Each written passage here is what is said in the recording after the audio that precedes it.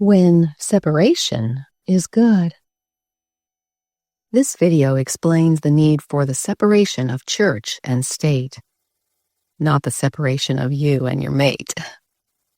Unless, of course, there are safety reasons that warrant it. In that case, seek refuge as soon as possible.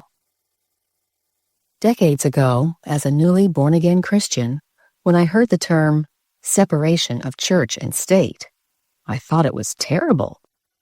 I assumed that non-believers in each government institution simply didn't want anything to do with God and religion.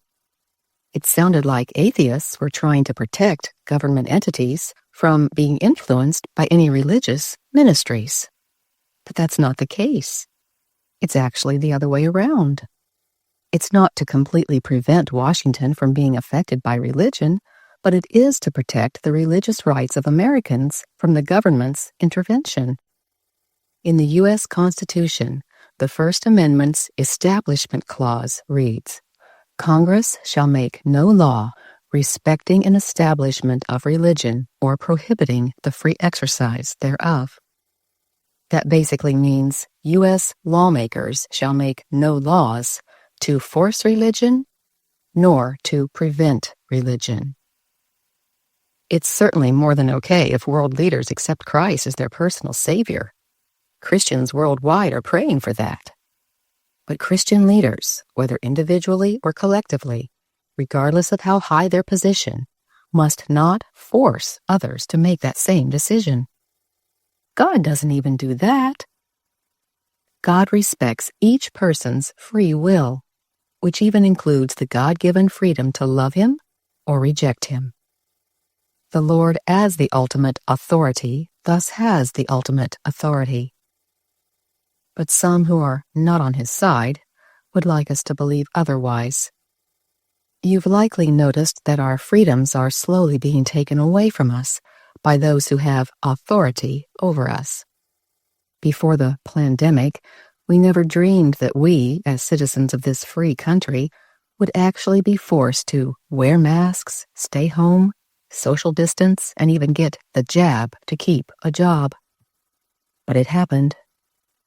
More recent developments are showing us that end-time prophecies are quickly being fulfilled before our eyes. Satan wants to take away the word free and make us dumb and leave us in the dark. But the Lord has given us great light in His holy word. He graciously warns us of what is about to take place. A certain facet of faith hasn't yet been mandated by the U.S. government. Notice the word yet, for it's coming. And the Holy Bible warns us of a time when we won't be able to buy or sell unless we follow government mandates, thus receiving the mark of the beast. Though the word beast conjures up an image of something scary, we must not let that deceive us. It actually appears to be holy. But what about the mysterious mark? It's no mystery. God has shed light on that as well. The self-proclaimed mark of a certain unnamed but obvious church denomination's authority is the observance of Sunday as the day of rest instead of the true Sabbath. You've likely heard of Sunday laws. Signs like these will become signs like these. Some, quote, blue laws are already on the books. It's just that they're not yet enforced. Notice again the word yet, for that too is coming.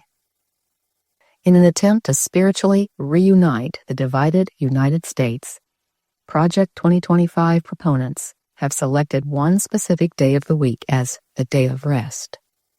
But it's not the same day that the Creator of the universe selected. The one selected at creation by the God of creation is a memorial of creation. It was not to be changed by any entity that thinks it has the authority to make that change. It was given no such authority. So the Sabbath hasn't actually truly been changed. It's just that much of the world has been told, lied to, that it has. So which day was chosen by our Father in heaven? Day number 7. Exodus 20 verse 8 states, the seventh day is the Sabbath of the Lord thy God.